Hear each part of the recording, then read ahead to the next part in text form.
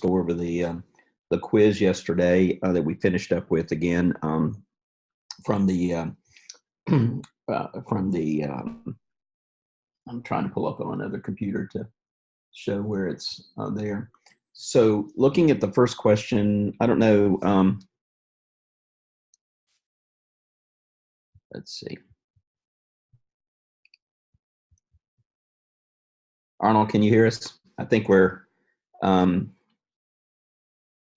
here, and I've even got the chat pulled up. So I think I'm moving forward ahead. Aiden, is there any way you can put the questions up by any chance? I'll do it right away, Doctor. Okay, that'd be great. That'll just be easy for me to look at them there.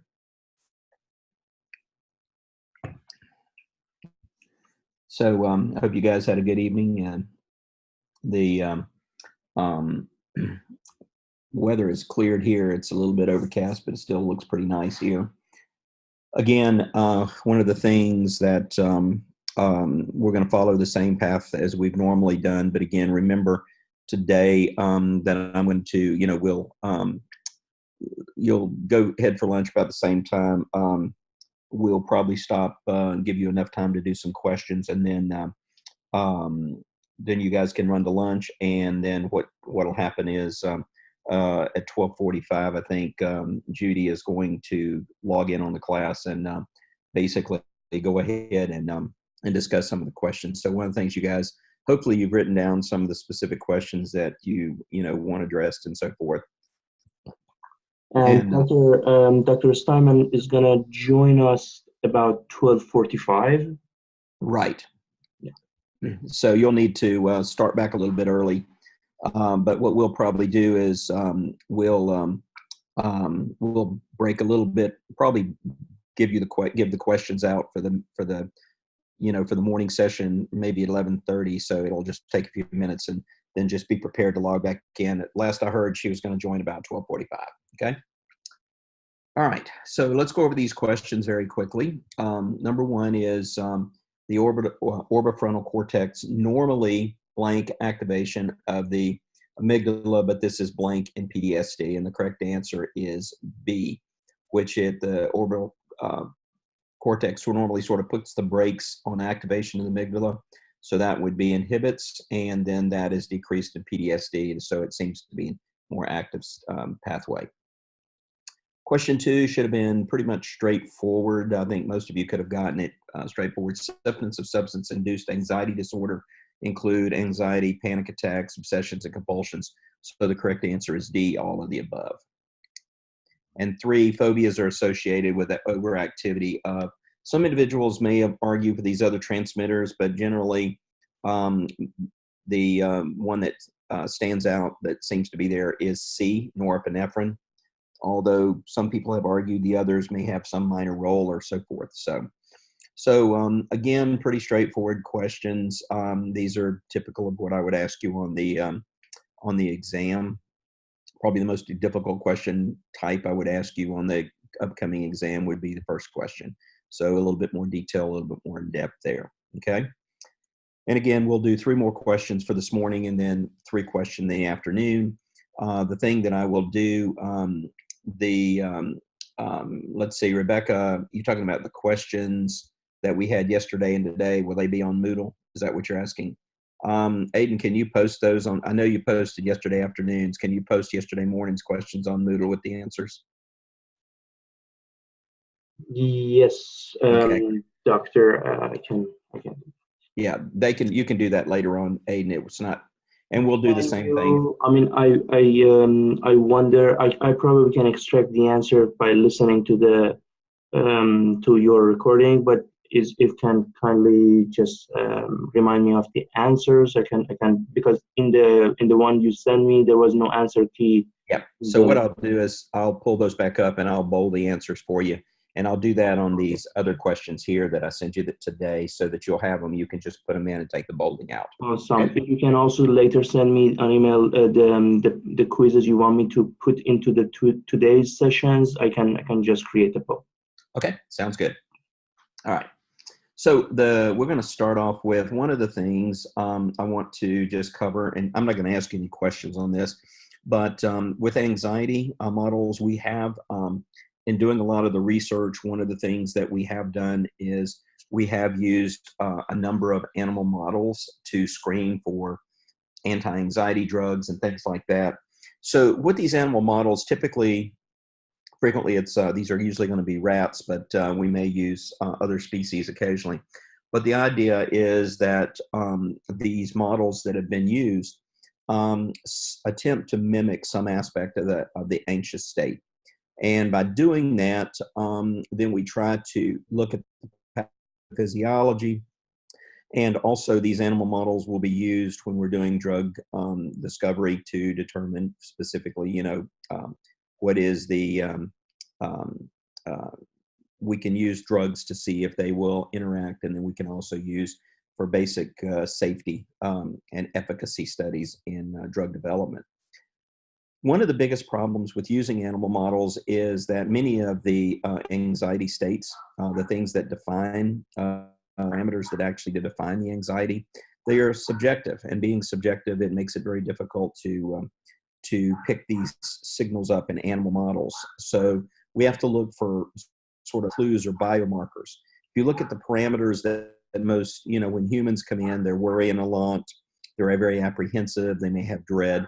And the question becomes, how do we pick up those models, or how do we pick up those parameters in an animal model? So when we look at that, we have to recognize that it is almost impossible to really mimic all the signs of every subtype of anxiety, okay?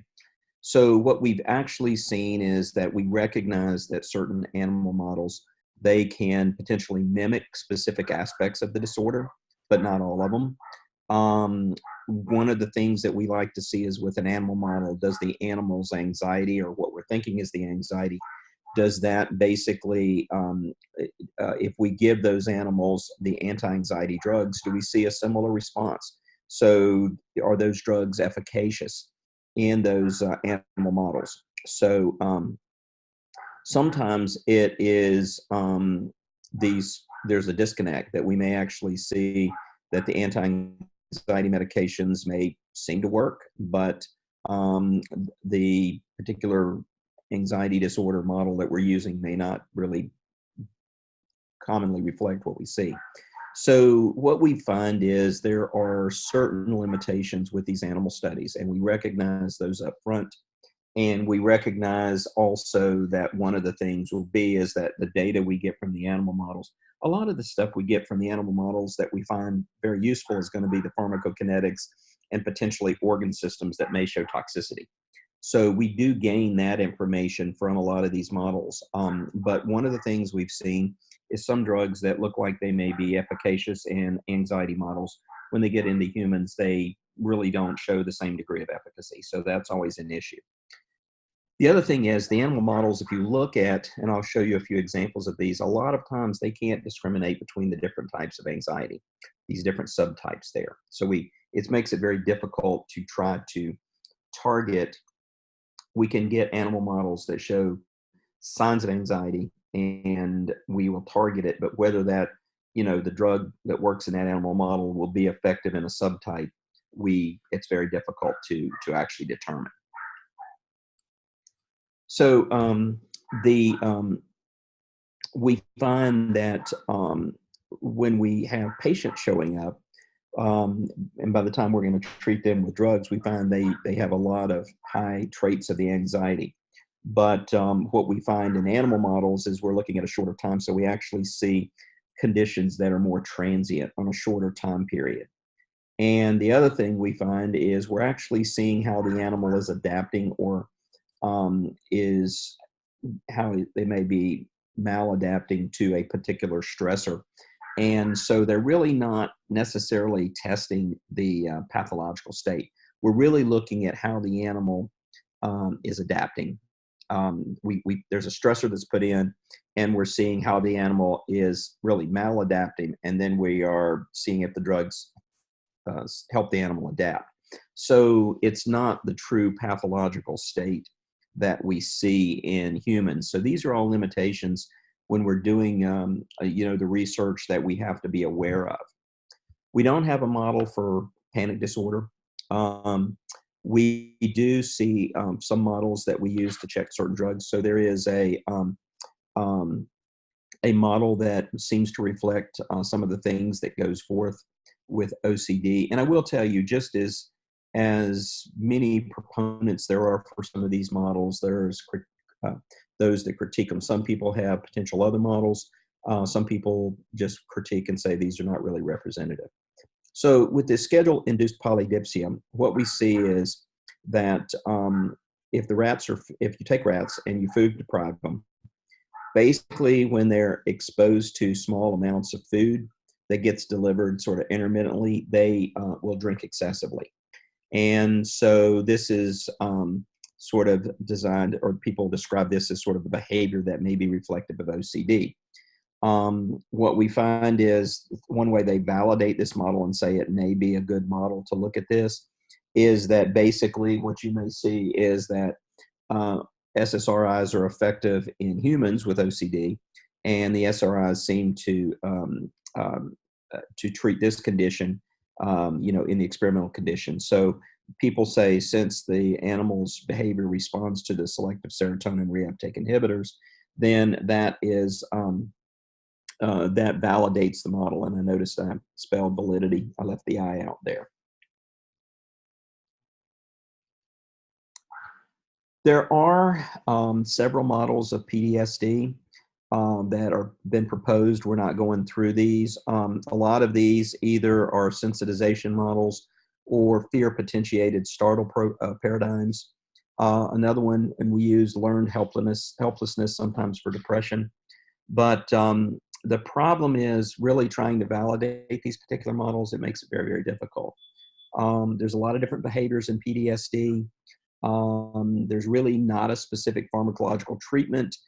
Different people respond. We talked a little bit about this yesterday differently. So trying to validate each of these models with multiple things has been difficult. So that is always a concern with using these models.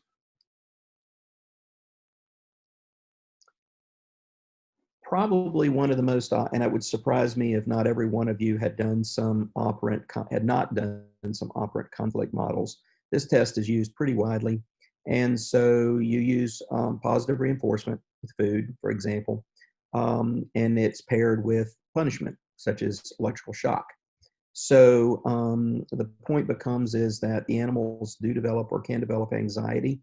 And what we do find is that drugs that have been effective in man seem to be effective in this particular situation. And what happens is that the animals that receive the anti-anxiety medications, they seem to accept more electrical shocks than the controls do.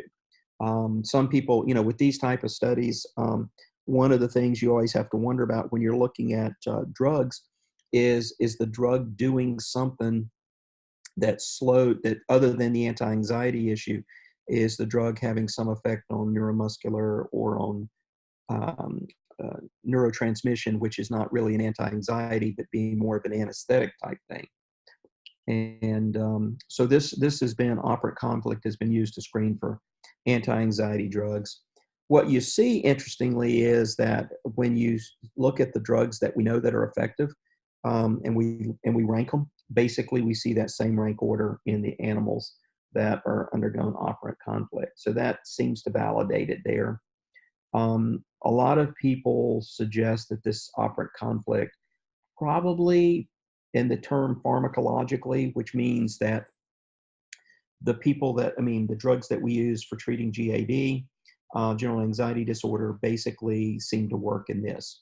And we find that drugs that have gone through the screen here seem to have a pretty good predictive validity and reliability in identifying potential therapeutic agents. There have been some agents that look efficacious through this model, but may not have been developed because of maybe side effects that developed otherwise. But as far as efficacy, the operant conflict animal model seems to be a good choice for identifying and basically screening for GAD drugs. Again, if the drugs seem to be effective, we still have to see if they meet other criteria. Are they safe? Sometimes these drugs may have a lot of drug interactions, which makes them almost useless when people are going to take these for other things. So all of these things are issues that have to come into play here.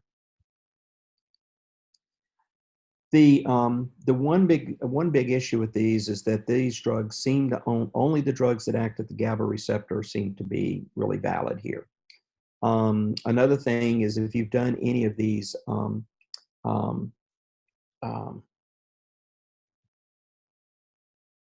let's see, or I was just seeing your things there. So so you guys are not showing these slides here, but if not, we'll reintroduce this, but I thought they were on those. But again, I'm not going to test you on these things. So hopefully when I get to the ones we need to double check there. So the big issue that if you've done operant conflict, one of the things that happens is that it takes a long time. It's very time consuming to train the animals. And the other thing is, you're relying on the animal's motivation to go for food or water. One of the things that you have is sometimes if a drug basically suppresses the animal's appetite, then the effect you're seeing is not an anti-anxiety issue. It's just they're not interested in food.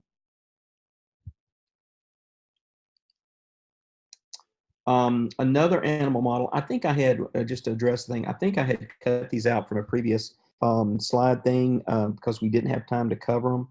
And that's why that, unfortunately, I may have sent you that one. But when we get to this other, let's make sure we're on the same thing. There's another study, which is an elevated plus maze. So basically, we know that animals like to explore, okay?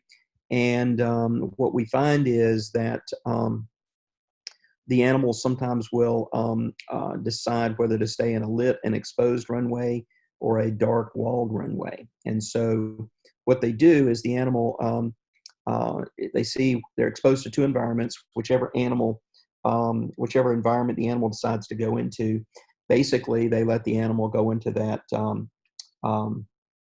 and Eddie, I'll do that. Basically the animal goes into whichever environment it's more comfortable with, and they can stay there as long as they want to. Checking to see if I can forward these slides or do that.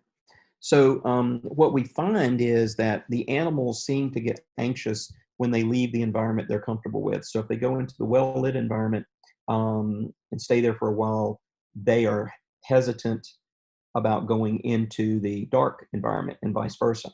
So what happens is when you give them anxiolytic agents, their anxiety of exploring an unknown or something that's fearful actually decreases. So what happens is they have an increased exploration.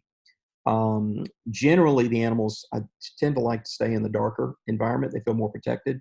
But you find that with the anxiolytic agent, they will go and start exploring the other one. Drugs that increase anxiety, what happens is they tend to stay in that darkened environment. They're too afraid or to go into the light.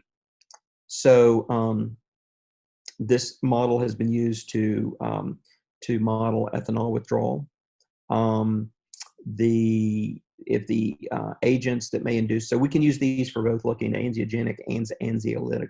But one of the things we find is these animals, sometimes environmental factors can influence the results. We have to be very, very careful because one of the things we find out is the animals may, for example, the environment you think is fine, but it may be that one environment's temperature is a little bit different.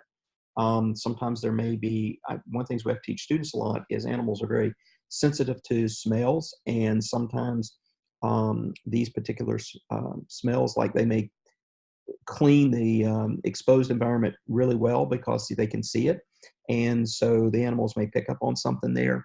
Sometimes there's visual cues that are outside the maze that the animal can see.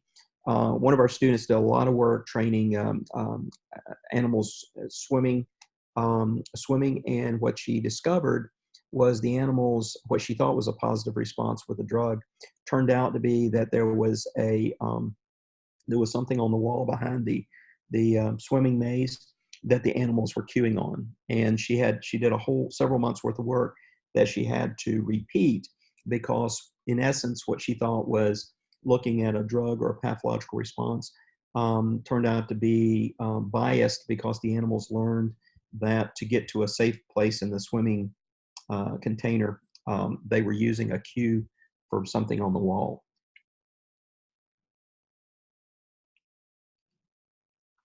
There's another defensive withdrawal model.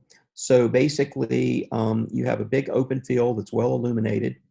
You've got a small enclosed chamber that's really dark.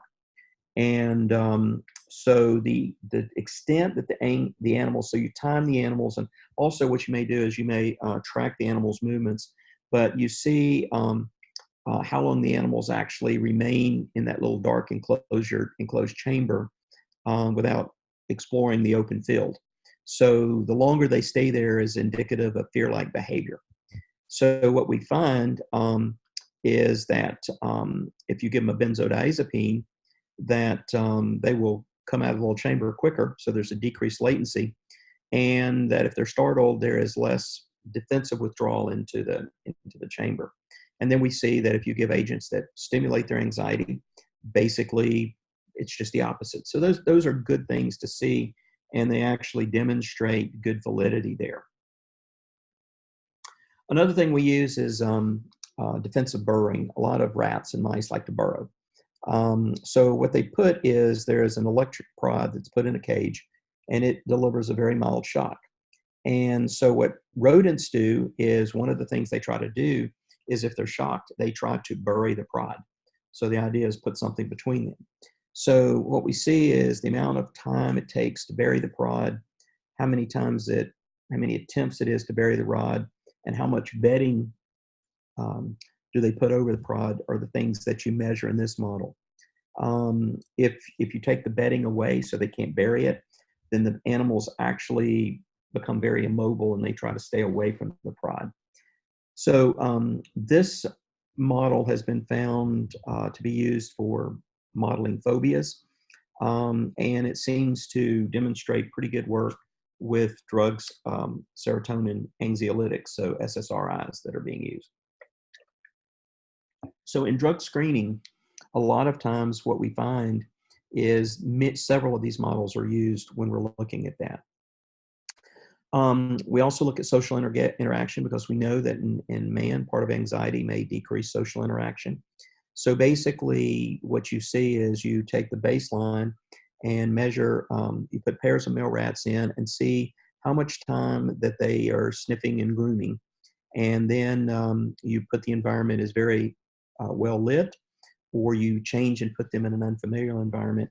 And what you see is that they are not as active with social investigation. So what you see is, when you're looking at drugs, the known anxiolytic drugs, many anxiolytic compounds, we see that there's an increased social interaction, especially in an unfamiliar or bright environment, and it's dose dependent. So that's good, because we can see some very important things with regard to that. And Arnold, yes, the answer to that is, if the slides, you may have several slides like this one, which are not in red. These are things that just sort of give you background and information. I think that's going to be helpful to understand other things. But if it's in red on the slide, it is indicative that it will most likely be subject to showing up as a question on the exam. Okay? And that's pretty much, unless I tell you differently on the other lectures that I give, then that is will be the same. And also occasionally, sometimes I'll have a figure that I might just put the title of the slide in red, which means it's the whole figure. So on one of those slides, sometimes it's hard for me to mark red, and I will let you know on those. There's a couple of charts I think that comes up a little bit later.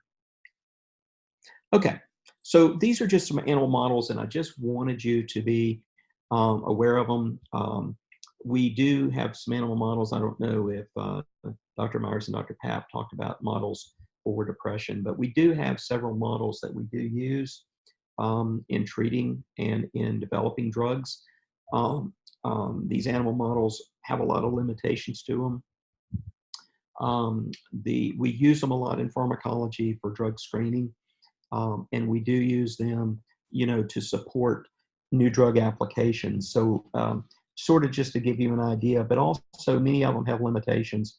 And just like, with other pharmacological compounds, like, for example, animal models for hypertension and congestive heart failure and atherosclerosis, many of those are much better.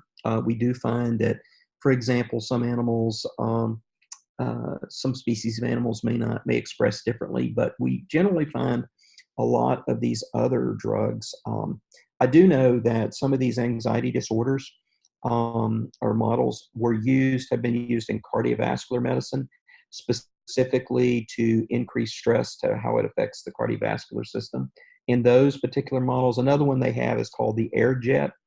And what you have is you put a rat, and think about how this would create anxiety to you. So you put a rat and you've got him in a little holder so his head is exposed, and right sitting in front of him is a little air jet.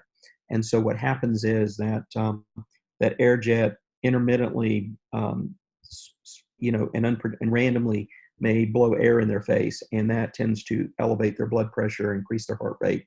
Just like if somebody was sitting there and just constantly, without, unpredictably, sort of randomly blowing in your face, you could imagine how it would be stressful.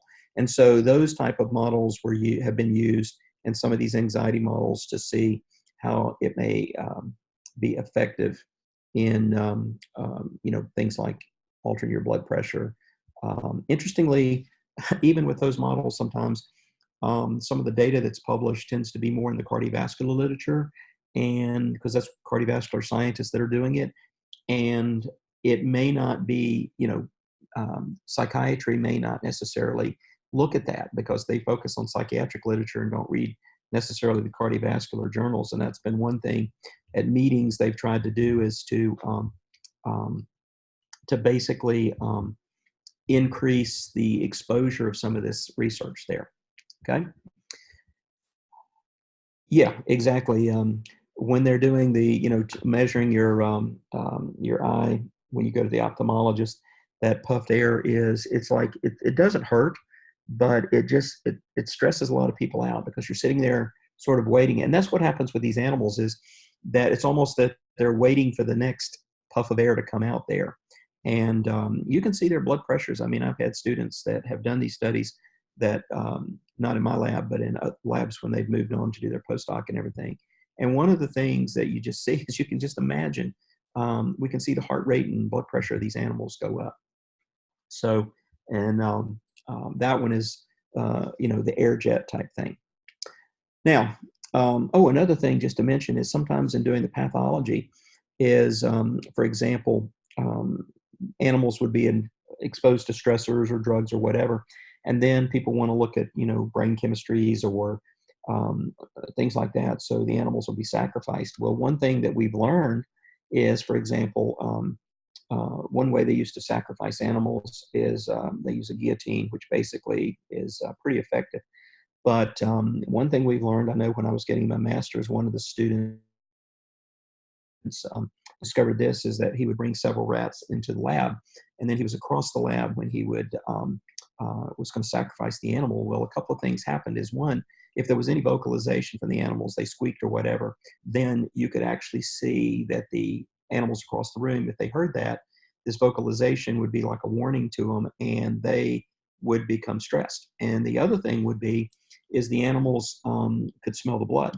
And so one of the things that, when you're doing these studies, sometimes you have to go to very, very extreme measures to make sure that the procedures and everything, that you're not stressing the animals, which will give you some biased results. So let's move to the pharmacology, okay? So when we started, if you think about it, and some of you are too young to remember this, but we saw in the past people that were anxious. The treatment modalities were initially alcohol and barbiturates.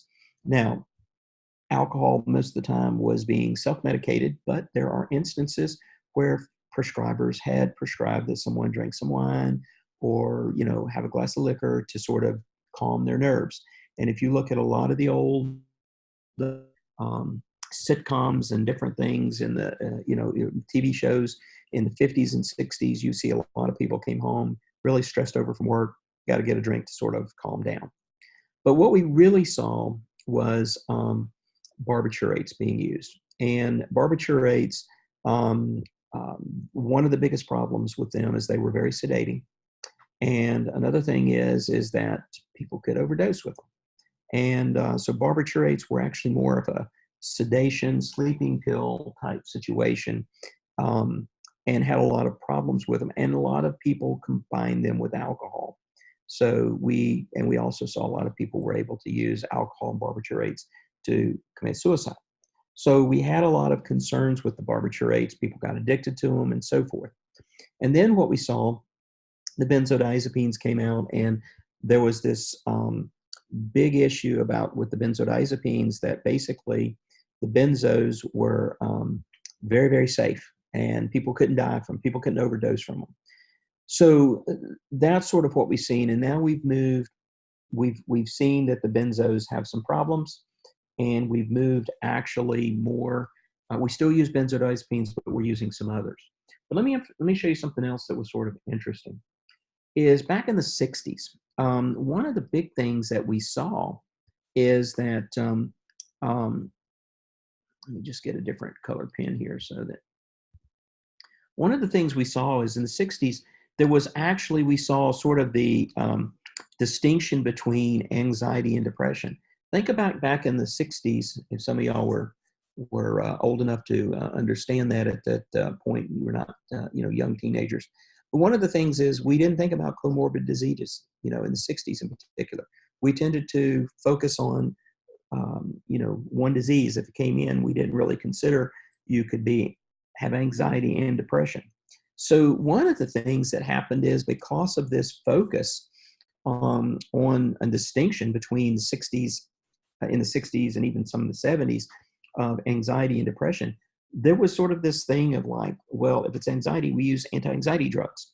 And if they were depressed, we used antidepressants. And even though some people would see that the antidepressants and some of these other drugs may be beneficial because they were classified as antidepressants, a lot of clinicians would not use them to treat anxiety. Sometimes they would even, consider that they didn't have any use in treating anxiety. So we saw a limitation really because prescribers were focused in on the scenario of if it's an anti-anxiety drug, then we don't use it for depression. If it's an antidepressant drug, we don't use it for anxiety. So there was just this perception that crossing over drug classes wouldn't be done because it wouldn't be effective.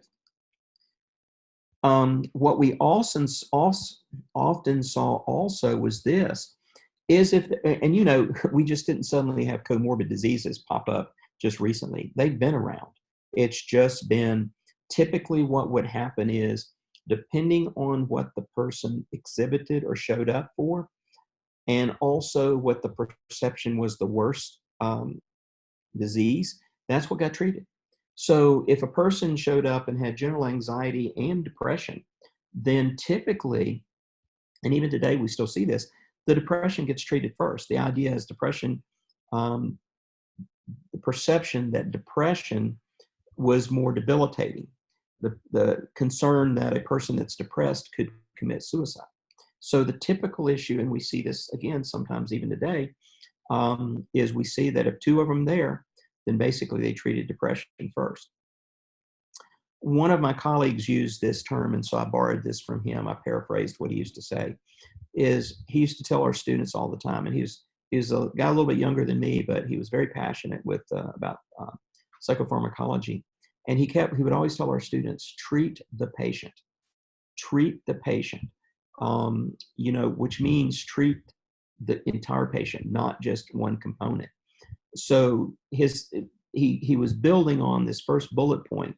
So don't convert a person that's depressed with anxiety to a person that's not depressed or not depressed as much, but is very anxious.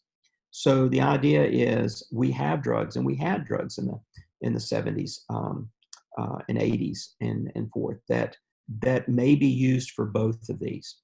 So one of the things is we often see patients that are depressed, and we see patients that have anxiety, just like we see patients with other things.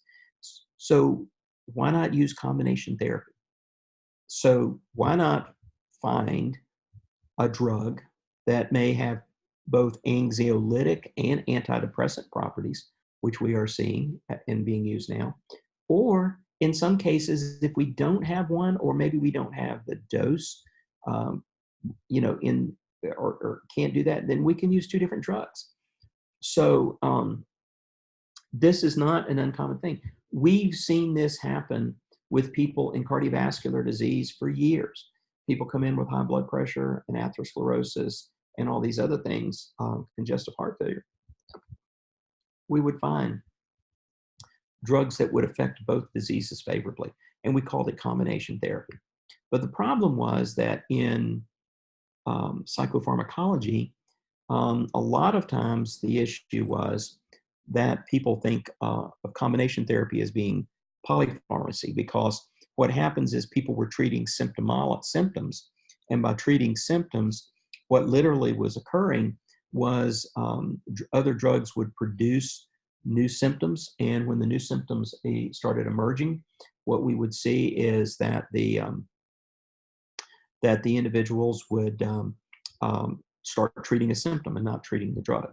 So the net effect is that that sort of got labeled polypharmacy when you were using multiple drugs. But there's a difference between polypharmacy and combination therapy. Combination therapy is a rational use of two drugs or multiple drugs that can treat or whatever. And so it is one of those things where that we really just have difficulty and getting people out of that mindset. Polypharmacy is where you just keep adding drugs on when you're trying to do symptomology, whereas combination therapy is a rational approach, trying to use two drugs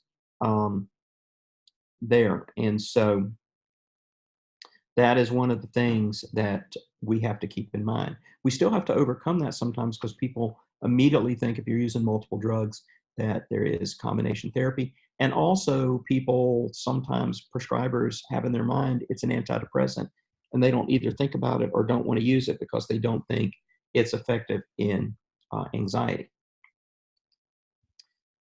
One rule that you want to try to avoid is CNS stimulants, okay? This makes sense. If you can avoid CNS stimulants, one of my concerns that I have a lot of time, can you think of any time where an individual is basically would be using a stimulant and an anti-anxiety drug?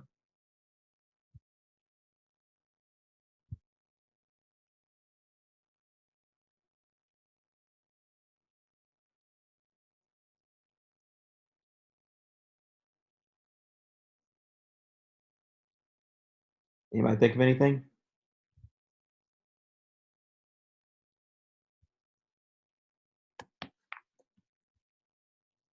Okay, sort of illegally to make speedballs. All right. So, but think about this: is what about individuals that are using ADHD drugs?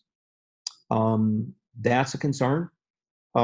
So sometimes it's not impossible to use the two, but one of the things you want to look at is is it possible that some of the anxiety, or if the anxiety worsens, is it possible to do that? Janelle, you bring up another thing is sometimes in these depressed patients, we do see people that sometimes it may not be treatment resistant, but we have seen general practitioners sometimes treat the symptoms of depression with stimulants. That can be an issue. The other issue that can be sometimes is sometimes some of the antidepressants can have some activations. And so these are things that we have to be aware of. Is that when we're using a CNS stimulant, we have to be aware of that could make the anxiety much worse, and that could be a big issue. So one thing we do see with a lot of psychopharmacological agents, we do see is basically a scenario in which there is a pretty large placebo response rate. So there's been reported up to a 56 to 50 to 60% placebo response rate. Duration of therapy varies quite a bit. It can be sometimes 4 to 6 months.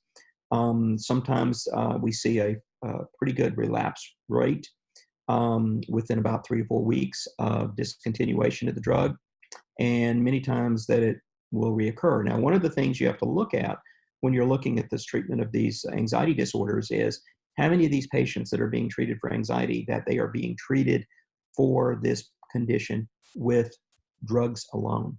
So one of the issues are that, we are not using the counseling to address what is causing the anxiety. So that is going to be a big issue with regard to that. One of the things to realize is that the other thing that can happen is sometimes with certain drugs like the benzodiazepines, that you may see that they have gotten dependent on those drugs and they may actually be going through withdrawal.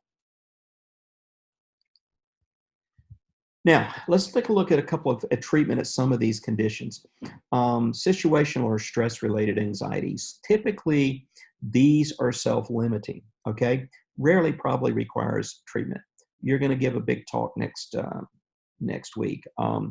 You are been asked to, to do a toast at somebody's wedding, or you have a big project at work. The boss has called you in.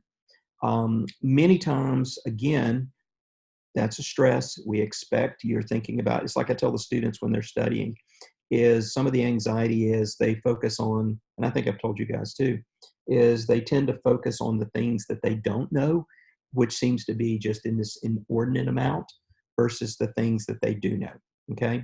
So typically what we find is that many of these can be self-limiting and may just simply having somebody to talk them through it, and that's an issue.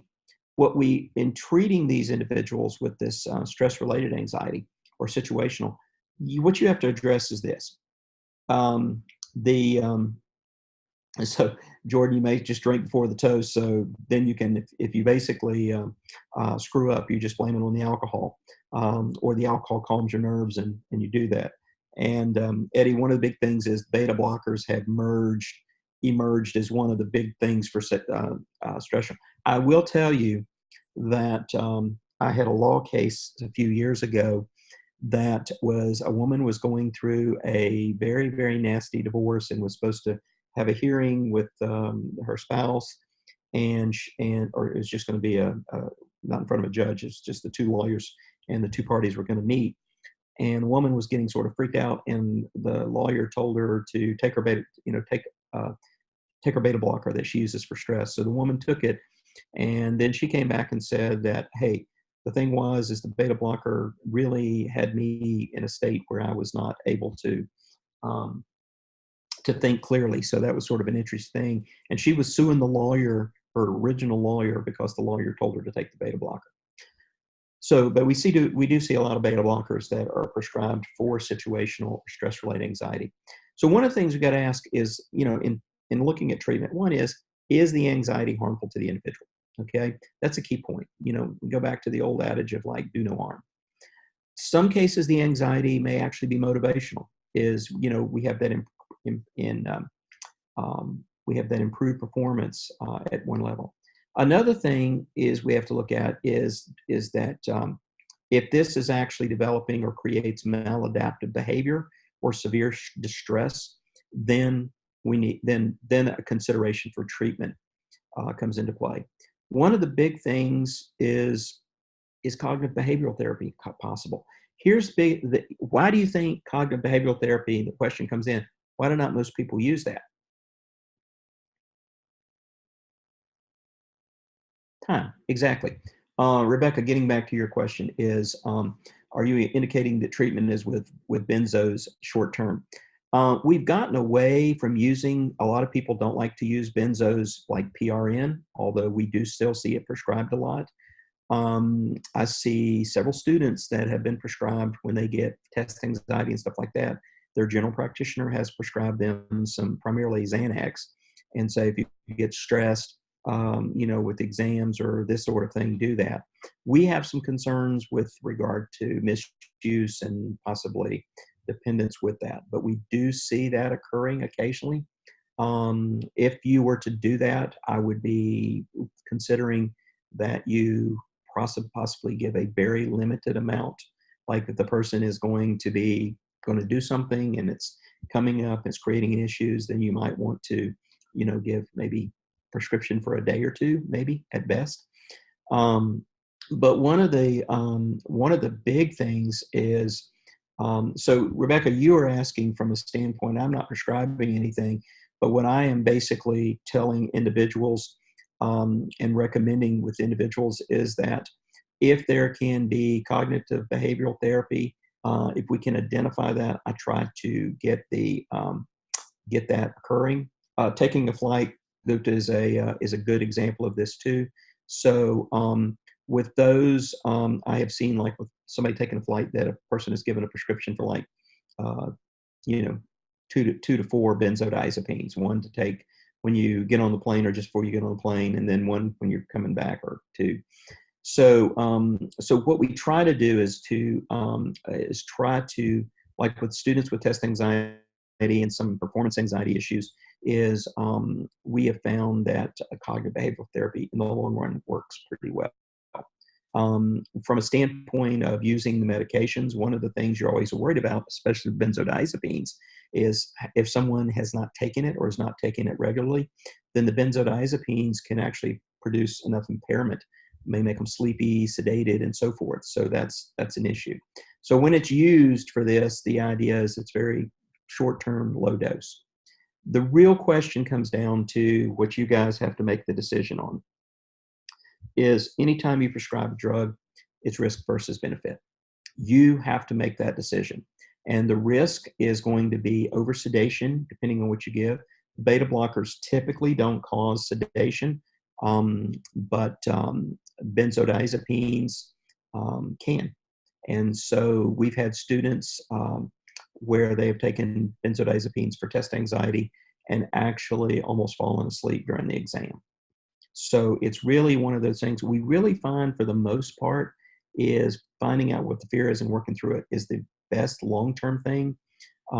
We've had some people that have done hypnosis, and that's been successful in a few people. People going to the dentist, for example, is another things that can create some anxiety with that. So if we, let's finish, let's cover this slide here. Let's cover the next 2 slides, and that'll be a good break for us. So if we think that there's drug therapy indicated, typically we like to think about a low potency benzodiazepam. Valium has been used, oxazepam has been used. I see some sometimes Xanax being used. Probably with the students, they typically get Ativan or Xanax. Using a low potency benzodiazepine has the lowest risk of dependence. So sometimes, I'm not going to be asking you dosages or anything like that, but sometimes what we see is that a typical regimen may be 5 milligrams 3 times a day with not exceeding more than 30 milligrams. Obviously 5 milligrams 3 times a day is not going to give you 30 milligrams. That would be 15. Sometimes people get tense, and the diazepam is a good muscle relaxer, and sometimes that's enough to relax them. But we see a lot of times for medical treatment, Valium being used quite a bit. So if somebody is associated with, for example, if you're going to have a tooth extracted, oral surgery, going in for some minor surgery, outpatient surgery, a lot of times they will use, typically they will use something like Valium or Versed, and part of that will alleviate the fear. I know when I was having LASIK surgery being done, they typically give Valium, and just to relax people.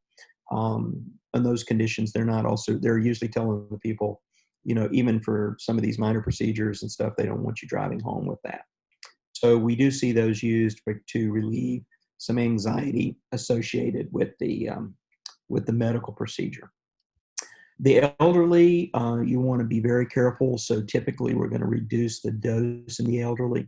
We'll talk a little bit more about this when we talk about the benzodiazepines, probably this next hour coming up. If a person's got some liver problems, we want to decrease it. The biggest thing, especially in the elderly, sometimes the lorazepam and oxazepam is better than Valium or the other long-acting drugs, because in an elderly person, these longer-acting drugs, even though they're maybe a little less potent, may accumulate because they're not being broken down. So it is one of those things that is very there. Yeah, and Abdul, that's the issue, is that the diazepam and oxazepam do have long half-lives, and so you use them because they're less potent. The short half-life drugs, the biggest thing you worry about those is the short half-life drugs are more likely to be abused. But the long half-life drugs, the thing about it is you have to be careful when somebody is old and or may have liver dysfunction, because they can produce accumulation. We're going to go about that a little bit more detail when we talk specifically about the benzodiazepines. Okay. All right. So we're going to take our break, and let's come back at 1:15, and we will we'll start talking about treatment of GAD, okay, general anxiety disorder. All right. Back. So let's take a look at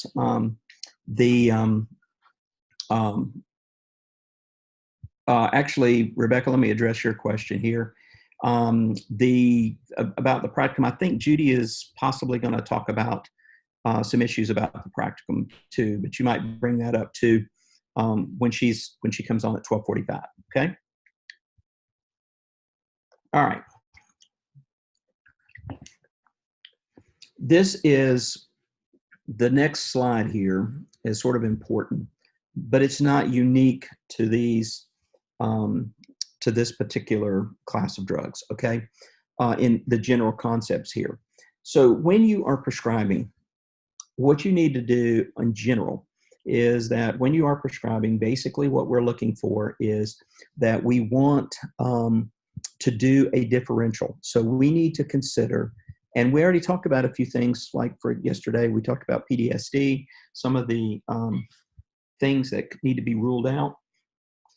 So we need to have that differential diagnosis to consider other things, because this is going to dictate and give you guidance, basically, with regard to what particular drug you may want to choose, or at least in what class you want to choose. So first of all, what you should see is, I mean, again, you've got to be careful, because when you're treating one disease, you want to make sure that that the drug that you choose to treat this disease doesn't have a negative impact on any comorbid conditions. B, you want to see, for example, if side effects start emerging, or if you start getting things that may be side effects, you have to differentiate between, are these side effects, or is this another disease becoming manifest, or is this the current disease getting worse? Maybe the drug is making it worse. And so this is all things that you need to consider in making your choice, and also not only in making your choice, but in also monitoring, or how you're going to monitor this patient. So one of the things we want to find out, are there any major psychiatric disorders? Right before our break, we talked about the concern, with regard to anxiety and depression, with there.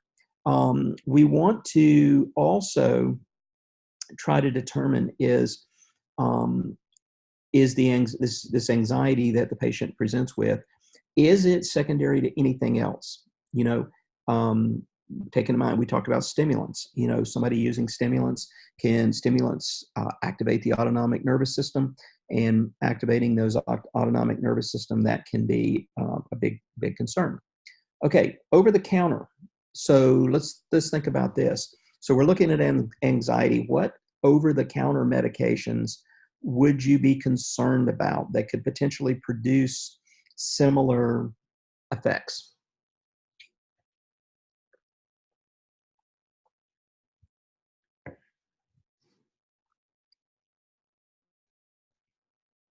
Cough meds, perfect. I would say you use the term cough meds, but think about allergy, decongestants, those cough medications. So those are one thing. We do see, people taking phenylephrine, pseudoephedrine, those type of things.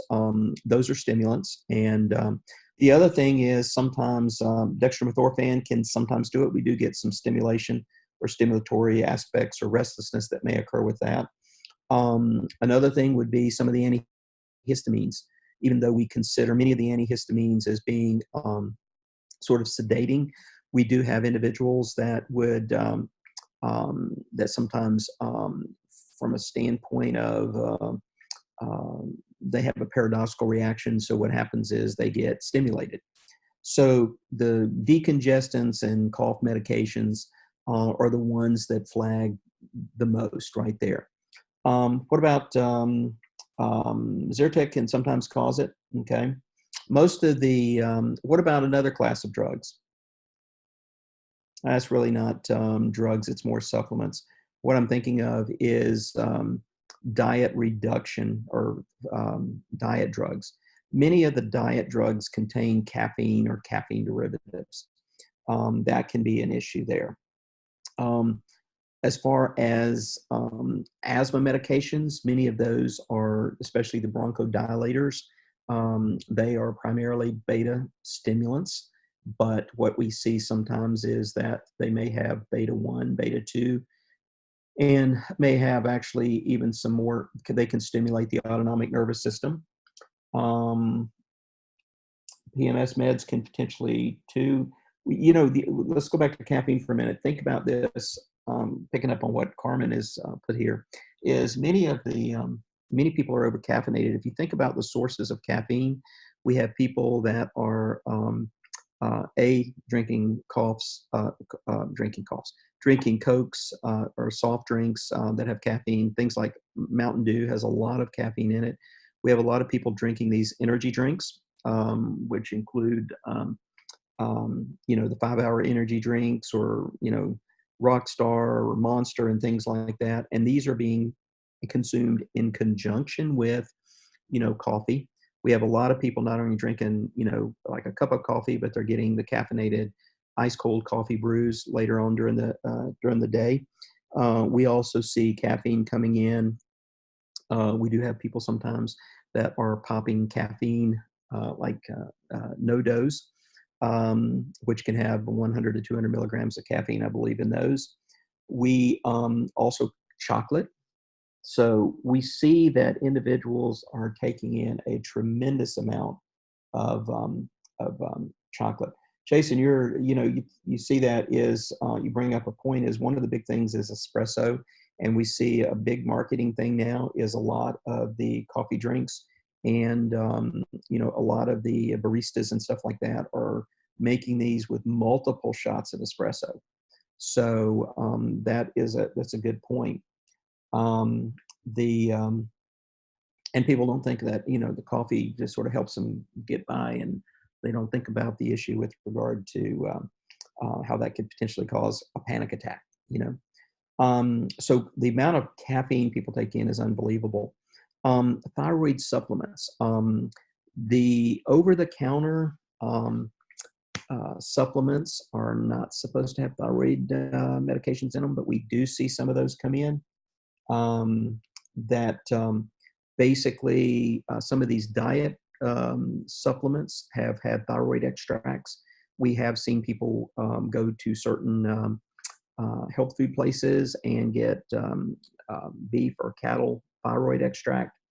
And we've even seen people that have gotten prescription thyroid medications, which they're using for diet. So these are all things. How would you determine whether that the anxiety and everything is associated? I mean, with Jason, you've got the thing with the chronic panic attacks. One of the things would be is how would you do it? And you would look to see at the onset. For example, are there times when they are taking these and you see them going up, and then there's times when they go off of them, the anxiety decreases? Or let's say they're, taking a lot of these espresso shots and stuff like that, you see their anxiety seem to go up. so you look at the timing, you look at it's sort of like when they get challenged with it from a standpoint, they take it. Does the anxiety tend to go up when they as it gets away from the time they take it? Does the anxiety seem to go down? If they stop taking it altogether, does it seem to abate? Those are things. The third one here is actually well, let me separate the two because the way I talked about them really didn't separate them. So one of the things is we have to determine are we dealing with GAD or another psychiatric disorder? So what other psychiatric disorder could potentially give us symptoms similar to GAD? Psychosis and mania, those are the first two that come up there. Going through withdrawal is another one. Yeah. So these are three that need to be ruled out.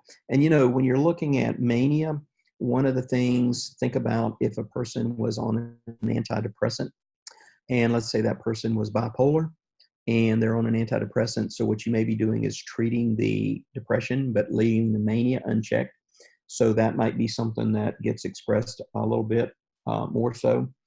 But those are the three in particular that you want to sort of eliminate. One other one that we could throw in here is sometimes insomnia due to some other things. Maybe it's not due to the anxiety. It could be due to some other issues that could create some of these symptoms here. And then we have to take into consideration these comorbid conditions: depression, mania, psychosis, OCD. These are all, we have to be aware of those. If they're comorbid, it may depend on which drug that we are going to choose.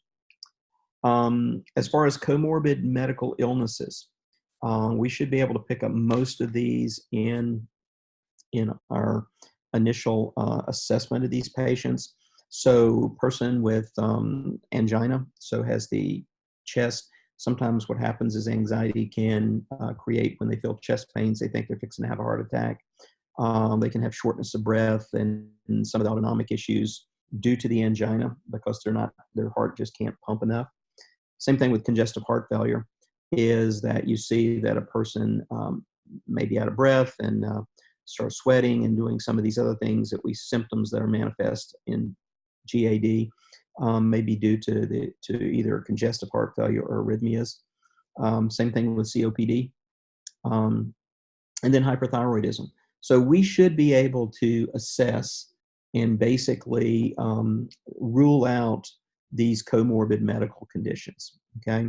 And then, as you guys have said, it could fall up into other psychiatric disorders also with drug withdrawal. And, one of the things that can happen sometimes is that a person may have GAD and has gotten dependent on benzodiazepines and has been switched to another drug. And what you might find is they may be going through benzodiazepine withdrawal.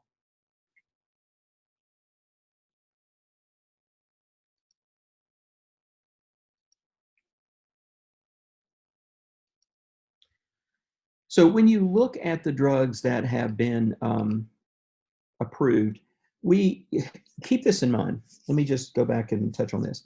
So take a look at these drugs that I have here. We've got the FDA has approved Effexor, paroxetine, escitalopram for the treatment of anxiety disorder, general anxiety disorder, okay? So the point becomes is that these drugs really this is what the drug companies have literally put through and gone through the approval process to get these drugs approved, okay?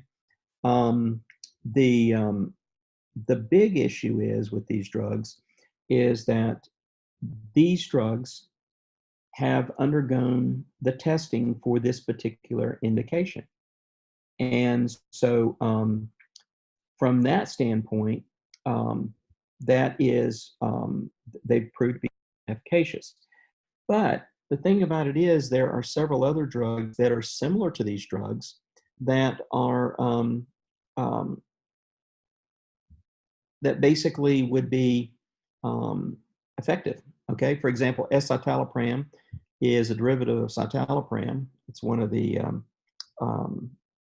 drugs that we see. And so when you look at these, why hasn't the other drugs been necessarily approved for it.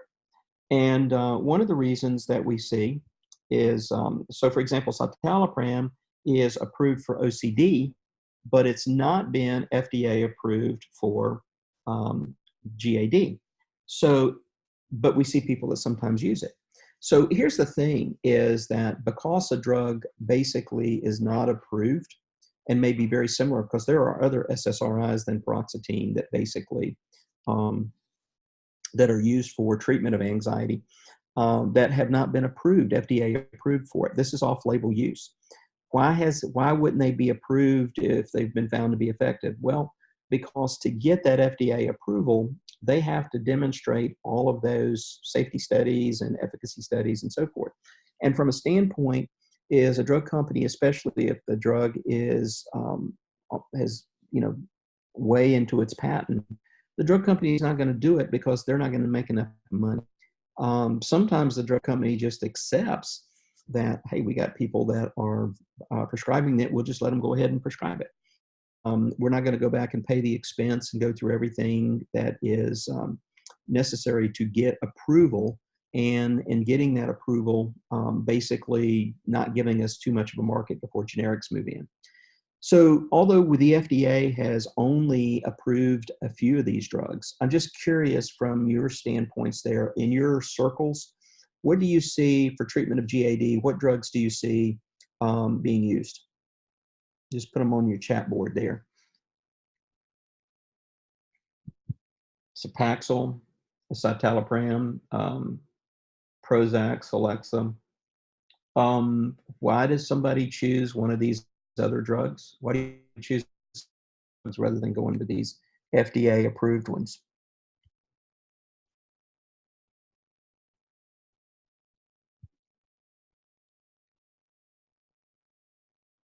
Well, one thing would be is from a clinical, it really comes down to Rebecca, what they know, what they're comfortable with. That fits in with you, Carmen, is preference of the prescribers. Some of the prescribers may find that these drugs, their experience with these drugs as far as, SSRIs or that another drug seems to be tolerated better by patients that maybe we're treating for something else. Another issue could come into play is insurance, what's on the formulary. So why does someone choose, if these are the only three, you may find that a prescriber is just more comfortable and has had patients not necessarily being treated for GAD, but potentially being treated for something else, that these other patients basically seem to have done well, and maybe they've had some negative experience with, for example, treating a patient with an antidepressant, and for some reason escitalopram hasn't been working, but citalopram seems to be working fine. They may just say, they're very similar. In fact, when you get Celexa, you are getting escitalopram. You're getting one of the enantiomers there. So that's a reason.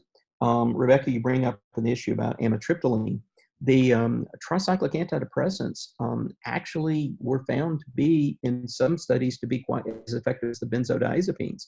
So here's the issue that you deal with here, amitriptyline being a good example.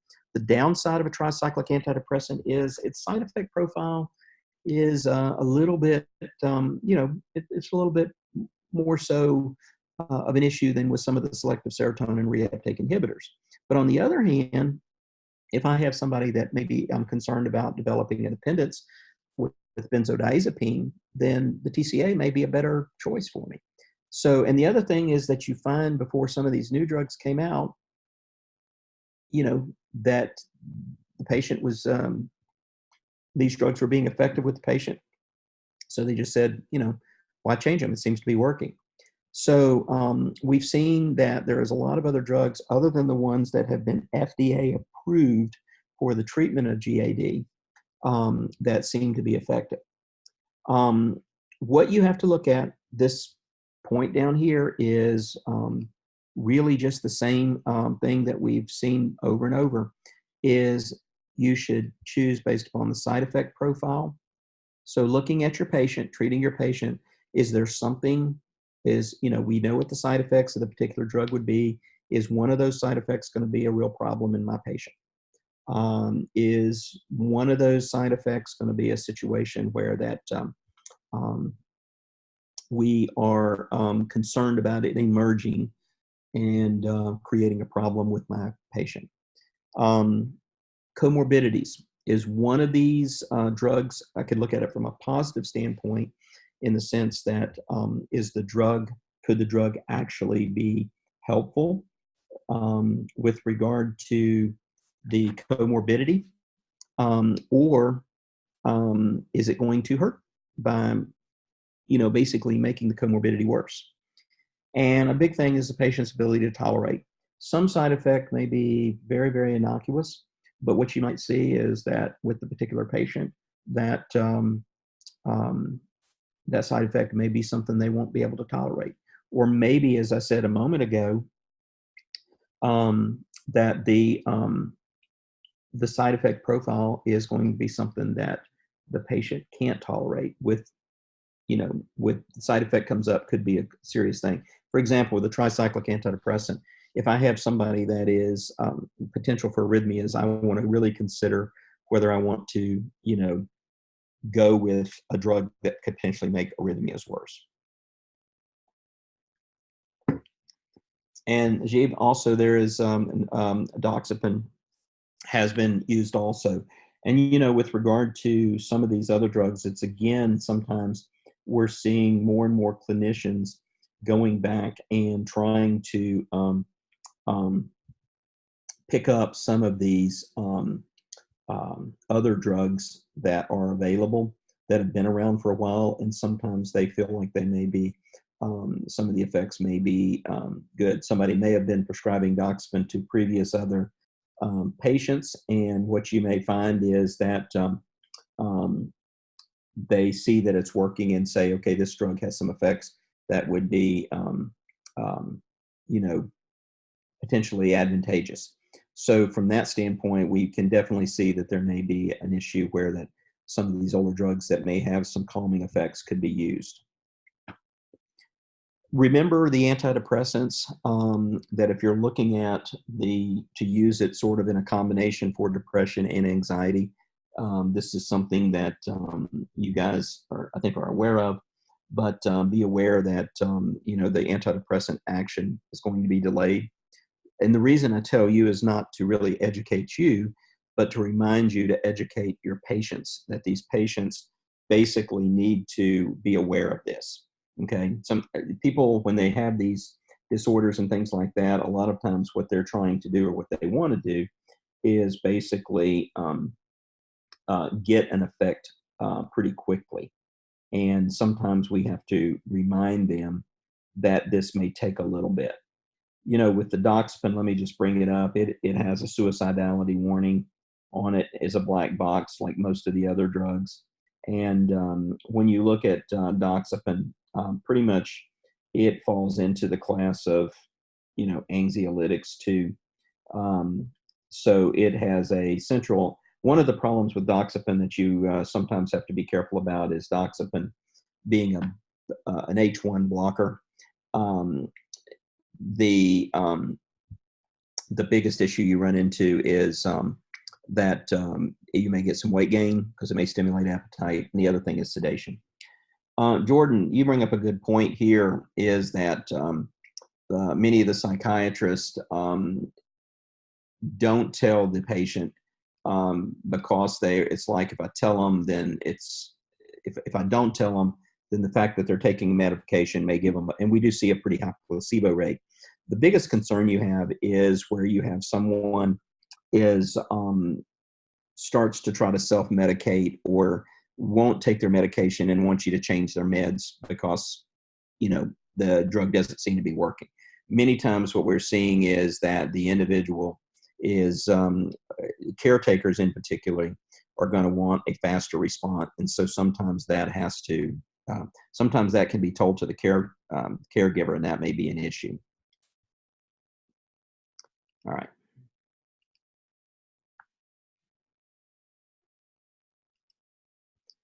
Okay, so let's see. There was my slide there.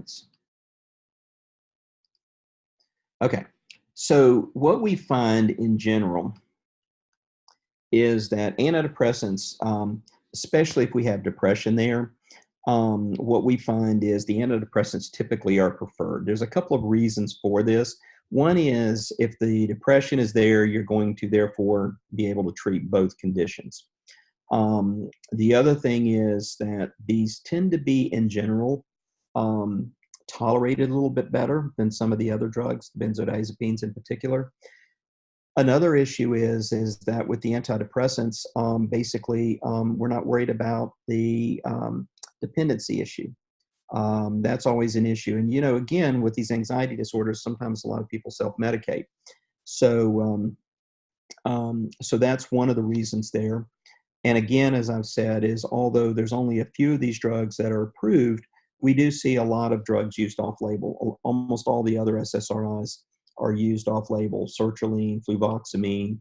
And again, the reason for this is that they are, people are comfortable with those, may think that they can, sometimes they may choose another antidepressant because they feel like they can adjust the dosage better. So that's it. And Kirsten, that's a good point, is a lot of people, it's like, if the drug's not making, I'm just gonna quit taking it, okay? And, but the question becomes is, what do you mean it's not working? And a lot of patients, their only thing is really that I'm expecting, it's sort of like when you get an antibiotic. Here's what you got to think about. If you have a sore throat and the doctor prescribes an antibiotic for you, when do you expect to start feeling better?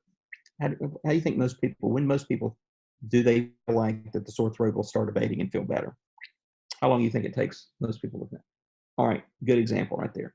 Most people feel that within 24 hours, maximum of like 36 to 48 hours, there should be noticeable improvement. And that's their concept of when drugs should work, is that basically if a drug's going to be effective, is that I should really, even if you look at 24 hours and you only took one pill, for example, if you had a Z-Pak, basically most people will feel, and in fact, one of the concerns we used to have is with antibiotics is that individuals literally would stop taking their meds from a standpoint of, in 2 to 3 days. And in fact, what they would do is they would pretty much stick the meds up in the cabinet so that they could use them next time they got a sore throat. And that's what that's why I went to the Z-Pak, because we knew people weren't going to follow that 14 days worth of antibiotic treatment. And so people have this concept that just like with sleeping pills, most people, you look at the literature for sleeping pills, and most of them are going to increase your ability to fall asleep within about 30 minutes. Well, there's a lot of people that think once I take a sleeping pill, I should be 5 or 10 minutes, I should be out. So there's this perception of when people are expect the drug to work, and when the drug doesn't fall into that particular ability to work, then it's not working. We do know that some drugs won't work in some people, but the issue is trying to, like Kirsten, what you're saying is trying to let them know what to watch out for and so forth. The other thing that can happen sometimes with the antidepressants is the side effects can show up before the antidepressant action. And so that's another thing that we have to look at. Typically, the dosages that we see used are about what we see used as most people are going to start off with what they use to treat depression. But sometimes they have refractory patients, and we have to increase the dosage. The biggest thing that I see with the SSRIs in general, and this goes across anxiety, depression, and everything, is in particular some general practitioners, nurse practitioners, and physician assistants, and general practitioners in general, is the issue becomes that they haven't seen a response in like a week, they start increasing the dosage. And so one of the things you see a lot of times is you start seeing more side effects that occur. And again, because, in most antidepressants, you're looking at a 1 to 3 week period before you start seeing an effect, and possibly 4 to 6 weeks before you maybe get a maximal effect.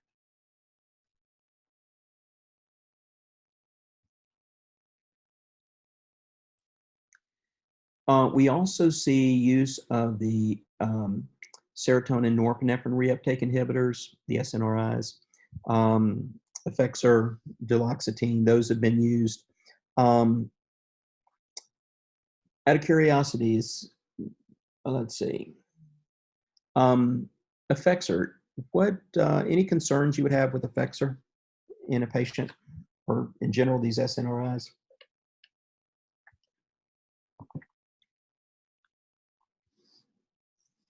Withdrawal is, and actually we deal with potential withdrawal, but one of the things is, would you consider these type of drugs, that's getting to what I was thinking about, Janelle, is that, and Eddie, you hit it, these drugs tend to be more activating, and so one of the things that may happen is that if you get too much activation, I just thought you were using a different language there, Eddie, so activino, activatino, so, but the biggest thing that we see sometimes is with like the effects or something is that we may see some activation. So we may see, sort of a precipitation, especially if, if there's potential for mania, or even we may see some increased activity. So that's one of the things that we be careful with. Again, the dosages are going to be very similar to what they use as antidepressants. So we could get an increase in anxiety. Even though they're generally anxiolytic, we may see in some patients they are activating and may be anxiogenic. So just be aware of that. And then, as we mentioned earlier, when I was asking what other people use, one of you said they're aware of amitriptyline. The tricyclics, when the SSRIs came on, the TCAs got pushed way back. We still saw them used quite a bit in pain management. These are used off label, and sometimes these work when everything doesn't work. So if the SSRIs or the SNRIs don't work, sometimes they'll go to a tricyclic rather than a benzodiazepine. Sometimes they go to a benzo and then may switch to a tricyclic. The biggest thing, and this is another point to be aware of, side effect profile is concerned, especially in patients with anxiety, because one of the things that, think about it, one of the triggers that people are getting anxious or stressed is what? What do people experience when they start seeing expression of their anxiety?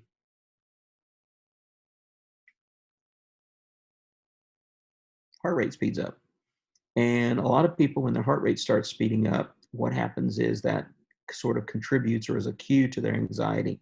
So what we have to be careful about is sometimes with the tricyclics, the side effect, especially the anticholinergic tachycardia that may occur, can sort of create some more anxiety for them. Typically with the tricyclics, we're going to start with a lower dosage, and the main reason for that is to probably try to minimize side effects.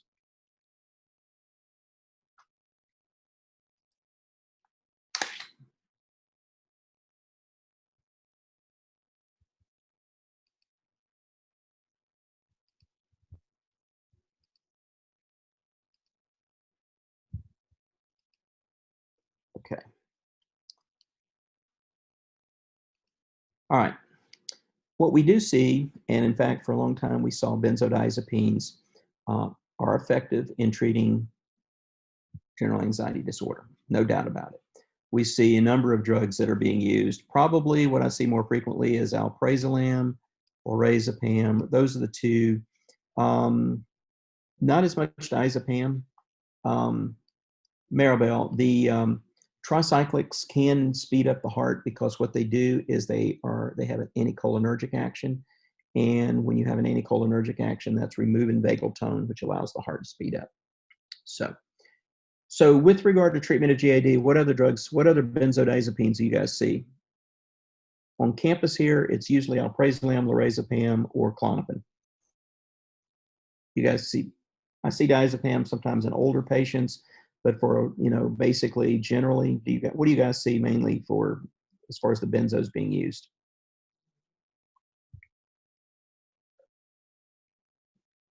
Ativan, lorazepam, Xanax, right. Mm-hmm. And again, for some reason, we went through a period here, we started seeing a lot of Klonopin being used. Doctors moved away from the Xanax and went to Klonopin. What we prefer is Janelle, none when you're at the prison, okay? will you prefer a low potency, long acting drug? And the reason for this characteristic is less likely to lead to dependence. Okay. So what we want is low potency, long acting. The drugs that are high potency, short acting, you get a big effect, comes off quickly, and those are more likely to set up for dependence. Now, it doesn't mean that these low potency, long acting agents are not going to, will not cause dependence. We see people using it. And that gets to the second point. These high potency, short acting agents, they are effective, very effective, but they have a higher potential for abuse. That's the key point, is the high potency, short acting compounds are going to have the higher potency, higher potential for abuse. Some of these patients will respond on short-term therapy. Majority are going to have to be, basically, if they stop, it reoccurs. So again, preference is to combine these drugs with counseling. But one of the problems with the benzodiazepines is they are very effective, but you've got to be careful with regard to the fact of people becoming dependent on them. We do see patients that are on these for years. Sometimes I'm concerned that the patient stays on these drugs for years because it's worked and the clinician doesn't want to take them off of it. Okay. What we like to say is if somebody's been on a while and they seem to be doing well, one of the things is to try to taper their medications off very slowly every now and then, just to see if they still need them. But a lot of times it's like I see people, especially on Xanax, that they've been taking it for years and years and years, and it's like their clinician is just sort of like, well, it seems to be working, but the question becomes is, do they still need it? And they probably developed a tolerance to it, so it's not really interfering, but on the other hand, they probably are dependent on it.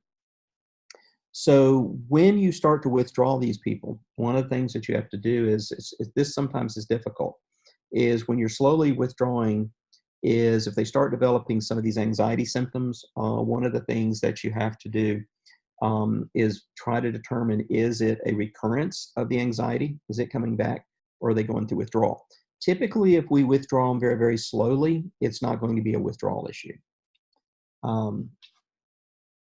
Jason, your comment about the pediatric patients, you see a lot more sublingual benzo use.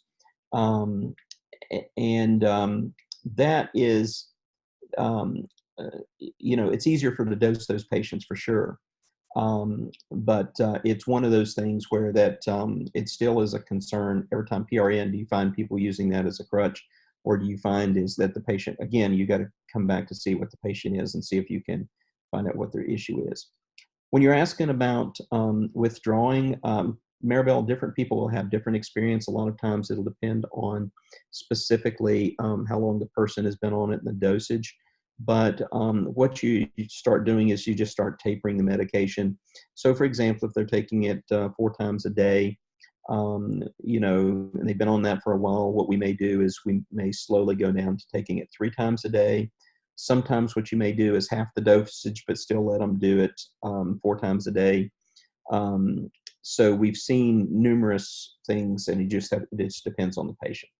But I know a lot of times it's a situation of, I have seen clinicians that would say, just take that. Again, it depends on the dosage that they're taking as far as the particular parameter or dosage form they have as to how you would do that.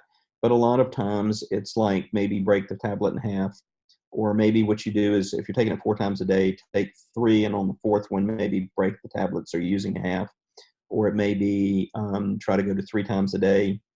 So there's different ways that are there. And again, it just really varies quite a bit. The other thing is if a person has a history of substance abuse, which includes alcohol or drugs, this is often referred to as a relative contraindication, meaning it doesn't mean that you can't put them on benzodiazepines, but you have to be very cautious, very cautious. And So, and this brings up a thing, Rebecca, you brought out. The other factor in reducing these patients down is what other comorbid issues are there, because if they have, you know, some other cardiovascular or something like that, your patient had COPD, doing it too quickly can result in a risk there. And then, Monica, the thing that you are, the other thing that you, in geriatrics, we do worry about a fall risk. And that's why, and sometimes the issue becomes is that the physicians come in and sometimes let's just get them off of it. And sometimes that may not necessarily be there. So the better thing is to just try to limit the initial prescription of the benzos and try to use some other things.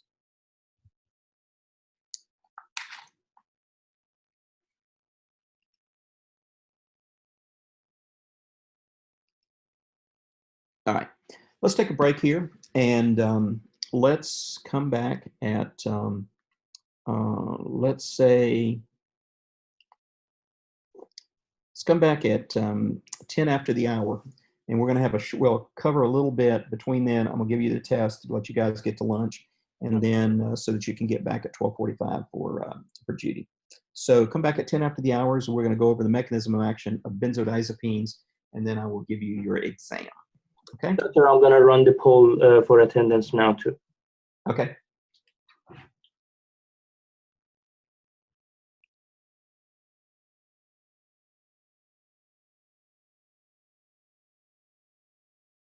What I want to cover is go through a little bit of the mechanism of action of the benzodiazepines, and that's sort of where we'll stop, and then give you your morning quiz, and then we'll let you go to lunch. So one of the big things is benzodiazepines.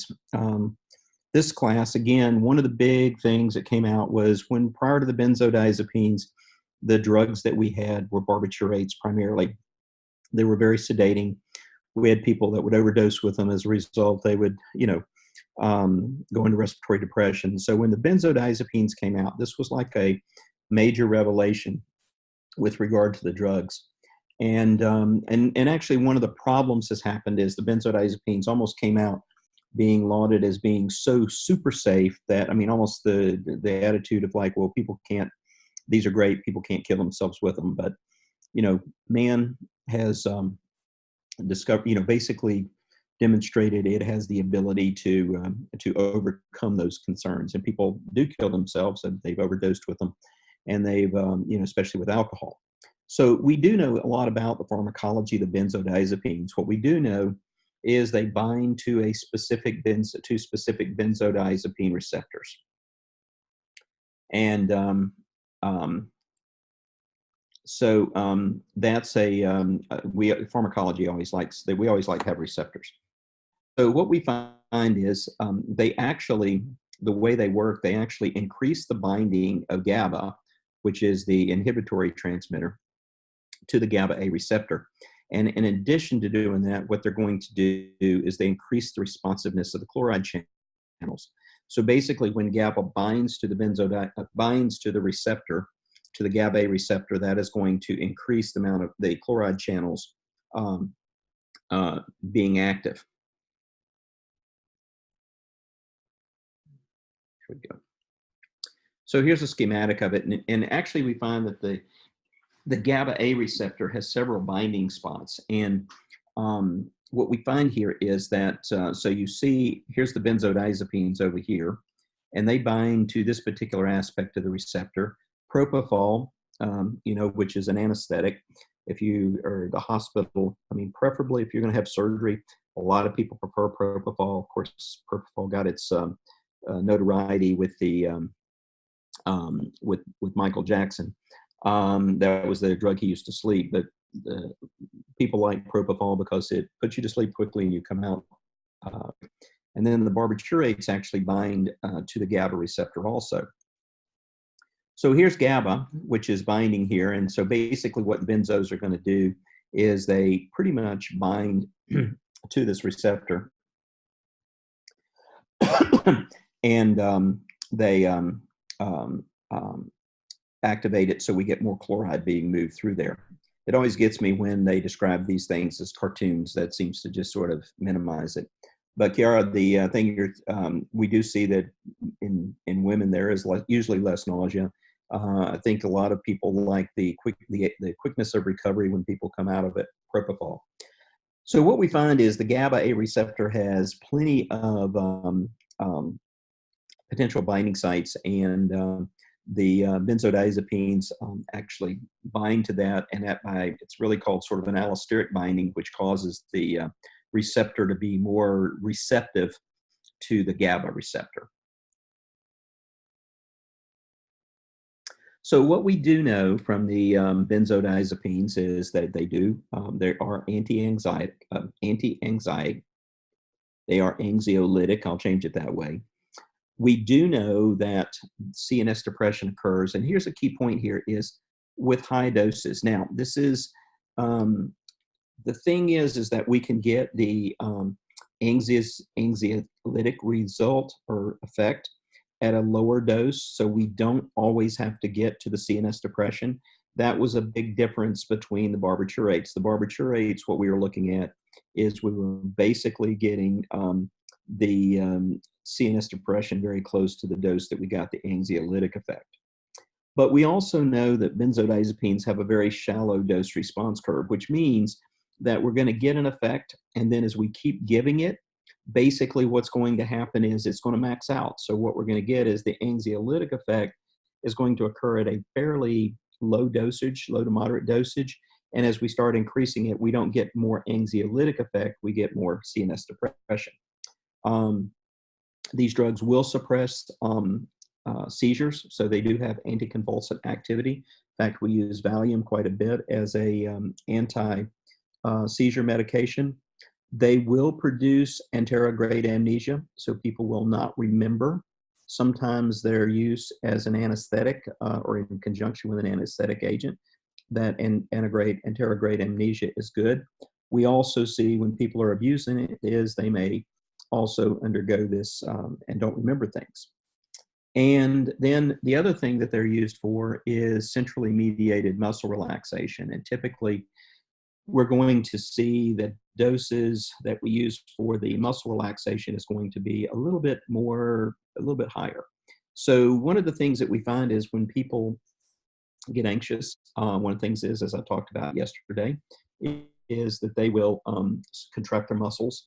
We see people that get injured and they have muscle spasms, which can add to anxiety.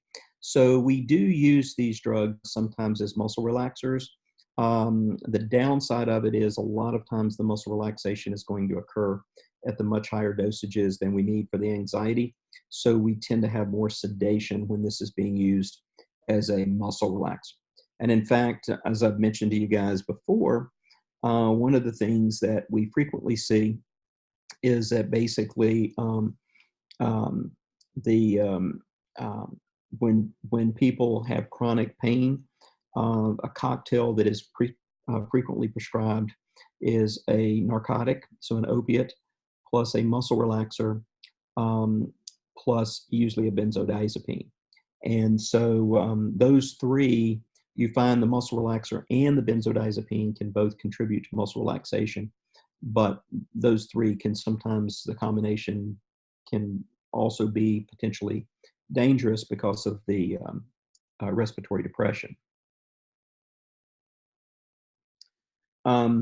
Gupta, yes, most muscle relaxants that we're talking about, most of them are centrally acting muscle relaxers. And so there are some, for example,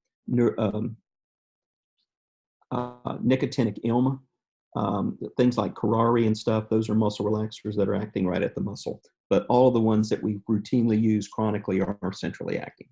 And all of them being centrally acting tend to have some degree of CNS depression. Now, this chart is, sort of relates to the metabolism. So one of the things you look at is for when we have these long-acting benzodiazepines. So if you look at the half-lives, first of all, note the range. So you see the half-lives over here. You will see a wide range of half-lives, okay? which means that they stay around a long time. And these long-acting benzodiazepines, our concern is having a long half-life, especially in older people or people with liver metabolism issues. Those can stay around for a long time and can accumulate. So we always worry about that.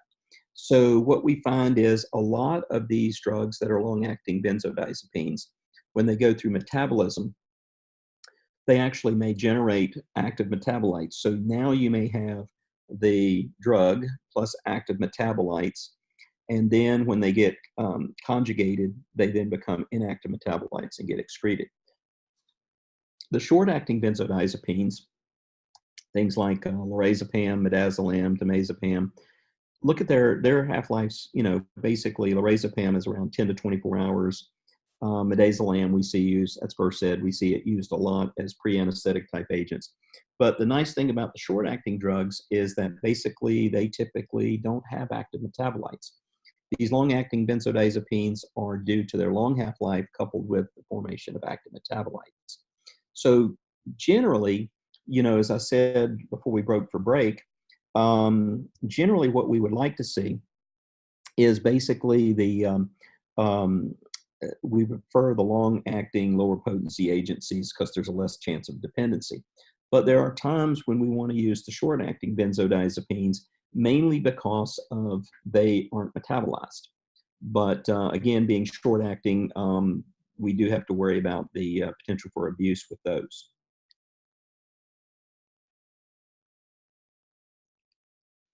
So when we treat somebody for using a benzodiazepine, one of the things we want to do is caution them about driving. This is particularly an issue when we first start with them on benzodiazepines, or when we are, for example, let's say we're going to increase their dose. Okay. We also have to be careful sometimes when they're on other medications we either add to or take off. But many people that are taking these chronically can drive. We see people on Xanax that are going to work and so forth. But we do want to caution them about their driving. Okay. One of the things that I would suggest is put that in your note, in particularly, and then when you're seeing and doing follow-up, is to be asking the question specifically from these individuals, are you having any side effects, any, difficulty concentrating or whatever, and if there's a necessity to them, to restrict their driving, put that in your notes. We want to avoid taking them with an antacid. Particularly, we like to take them on an empty stomach, have them take on an empty stomach. But antacids in particular may actually sequester or tie up the benzodiazepine and interfere with its absorption. Always start low. We want to use the smallest dose because we wanted to try to minimize the CNS depression and so forth. Remember that a longer acting drug should be titrated a little bit slower because it's going to take a longer time to get to steady state. Does anybody remember how many half-lives it takes to get to steady state?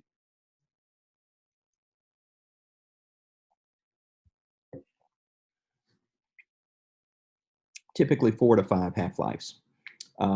So a longer drug, for example, if you've got a long half-life drug that is, let's say, is 48 hours, 2 days, it's going to take them 10 days to get to steady state. Whereas if you have a drug that is, 8 hours half-life, then you're going to be looking at 40 hours, so a little over a day and a half. Be specifically cognizant of, for example, sedation. That is going to be one of the most common things. And that's why we always tell people to be careful when they either first start or take the dose. You don't want them, for example, you prescribe it and they immediately get it filled, pop the pill, and find out that, especially the first few days, they may be a little bit more sedated till they sort of get used to it.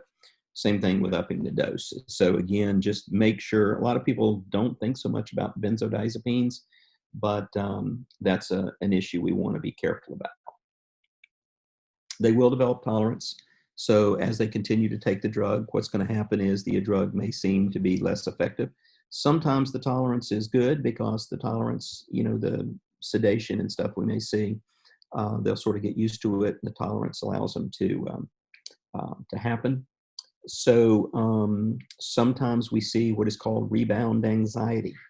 So what happens with these short-acting drugs is sometimes what will happen is the drug wears off quickly, and then the anxiety comes back really quick, and it seems worse. So with the short-acting drugs, you may have to increase the dose frequency, but more frequently, a better choice, instead of having them take it more frequently, is to use something like an extended release formulation, or maybe go to a long-acting drug. If they develop where they can't tolerate the drug, maybe it creates too much sleepiness or just one of the side effects, or maybe it's not working, then try another agent. You may find, for example, sometimes people do not do well on alprazolam, but switch them to Klonopin, they do okay. Or maybe even consider switching them to another class, such as an antidepressant.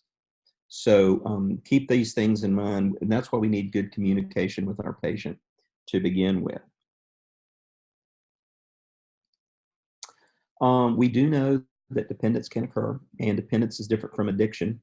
So, but we need to be aware of the addiction. We need to be aware of, with addiction, we're going to have compulsive activity, loss of control, even though we have negative consequences. So we need to be aware of that. Also be aware of some people, like when they're wanting, they're constantly getting the drug up. We do see a lot of people that are using benzodiazepines that sometimes are selling those or sharing them with other people. We see that a lot in college students. When we start to discontinue, and again, remember, if we've had them on them for a while, periodically stop the benzodiazepine. So when we discontinue, we need to be aware of potential issues that can occur. One is, as I said before, is the original disorder starts coming back. So we have to sort of differentiate between what's happening here. Another is like the rebound. So what happens is there is the original symptoms, the original anxiety symptoms occur, but they occur and seem to be a little bit more excessive. We may also see some withdrawal. So these are all things that we have to consider as we are taking somebody off these particular drugs. So with the recurrences, what's happened is basically the anxiety is still there, and we are no longer treating them, so their therapeutic benefit's gone. Typically, these don't subside with time, so they come back and they pretty much are like what we had before we started them. The rebound symptoms usually is when we get we discontinue the drug and the symptoms come back. Usually things like anxiety and insomnia come back, but they seem to be worse. So that's the big difference between just the recurrence versus rebound. What we're looking for is we're looking in separating these is that the symptoms resolve quickly. We may have to resume therapy and then taper them a little bit slower. This is when someone asks about tapering them, this is why you may have to, different people may be tapered at different ways. The other thing we might see is for these short half-life drugs is a lot of times these rebound symptoms occur between doses. And the reason for it is because the drug level drops between doses. Basically, you've reached the trough. And so that's when these are more likely to occur. So looking at the nature of the symptoms, where they seem to continue, how they relate to the dose or the drug and the half-life can give you insight into these particular things. The withdrawal should be sort of related to the half-life of the drug. So with a short-acting drug, you would probably start seeing those symptoms 1 to 2 days. For a long-acting drug, 2 to 5 days, but sometimes 7 to 10 days, just depending, because remember those long or that high variation in half-life. Typically what we're going to see is that these will sort of peak within a few days and then will last 1 to 3 days, 1 to 3 weeks. What we'll frequently do is maybe go back on the dose and then taper them off a little bit more. But the withdrawal symptoms, one, the anxiety. So, you have to differentiate if that's recurrence, but they tend to be much more irritable, sleeping problems, restlessness, tremors, sweating, not eating, diarrhea, a lot of GI issues, lethargic, fatigued. These are all symptoms of withdrawal, which are very common symptoms of many withdrawal type agents.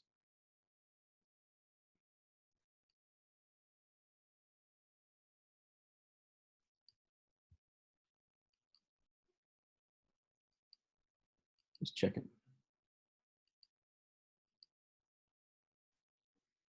Okay. Let's let me go back to this slide here. Sometimes, you know, I mentioned about switching to alprazolam to Klonopin. A lot of people may switch from Klonopin to alprazolam, but, you know, it just really, when you switch to a different agent, I mean, like this is a common thing that may occur, is sometimes the alprazolam, we may get some rebound anxiety. The clonazepam just avoids that for a longer duration. Sometimes it's hard to taper off the alprazolam, so we move them to Klonopin and then taper them off. But the biggest thing with clonazepam is basically, compared to Xanax, it's got a longer half-life. So that's another thing we look at sometimes. With using a short-acting drug, it may be difficult to taper them off, and you may go to a longer-acting drug, which gives you a little bit more ability.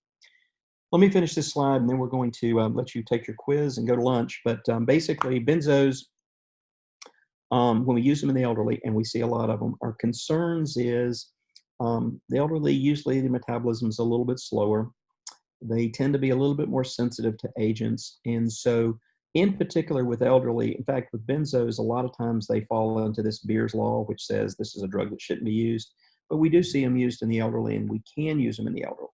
But our concern is with these is the accumulation of the drug. So we tend to use short-acting agents in them so they don't get an accumulation. Things like lorazepam, temazepam, and oxazepam seem to work a little better.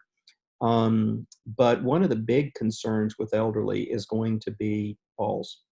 So a lot of people like to avoid these when they can, and but be very careful and use low dosages. But we do see sometimes a lot of the elderly may switch and swap drugs like these. And so we have to be careful sometimes about them sharing with others, especially in some of their assisted living and nursing homes and things like that.